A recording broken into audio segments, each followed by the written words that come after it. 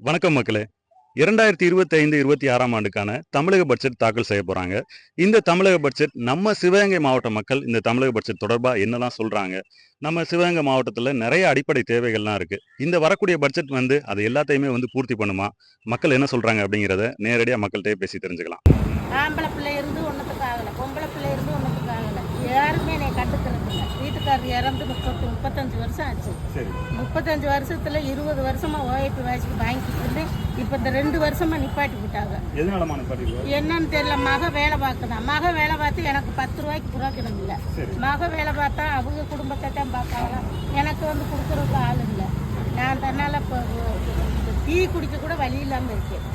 2 வருஷமா அந்த காசு நின்று வச்சு மகளிர் காசுக்கு எழுதி கொடுத்தேன், அதுவும் வரல. நான் இப்போ எப்படி நான் பிழைக்கிறது, எப்படி நான் சாப்பிடுறது, என்ன செய்யறதுன்னே தெரியாமல் முடிச்சுக்கிட்டு இருக்கேன். வீட்டு வேலை செஞ்சு சாப்பிட்டு இருக்கேன். வீட்டு வேலைக்கும் போக முடியல. இடுப்பு வலி, முழங்கால் வலி, நடந்து போக முடியல.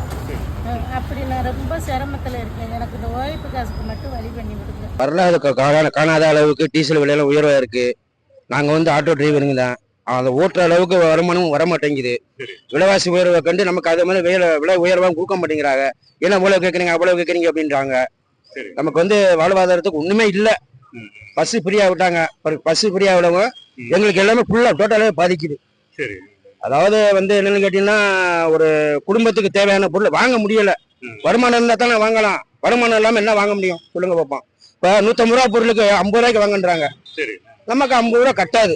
தமிழக பட்ஜெட்ல நம்ம மாவட்டத்தை பொறுத்தளவுக்கு என்ன தேவைகள் அப்படின்னு சொன்னோம்னா, இந்த மாவட்டம் என்பது மிகவும் பின்தங்கிய மாவட்டம், சிவகங்கை மாவட்டம். இந்த சிவகங்கை மாவட்டத்தில் அது சிவகங்கை பகுதி என்பது மிகவும் பின்தங்கிய பகுதி. இந்த பகுதிகளுக்கு மழை நீரை மட்டுமே நம்பி இருக்கக்கூடிய ஒரு மிகப்பெரிய அவல நிலையில் இருக்கு.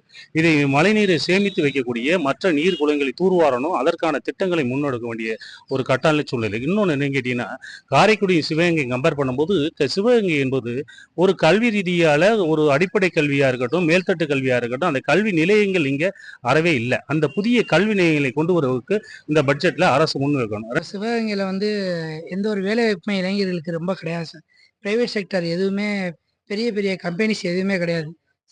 சிப்காட் மட்டும் இருக்கு, சிட்கோ அந்த மாதிரி. அப்புறம் ஐடி கம்பெனிஸ், ஐடி செஸ் இந்த மாதிரி மதுரையில கொண்டு வந்திருக்கிறது மாதிரி சிவகங்கையில கொண்டு வந்தா இன்னும் கொஞ்சம் நல்லா இருக்கும் சார்.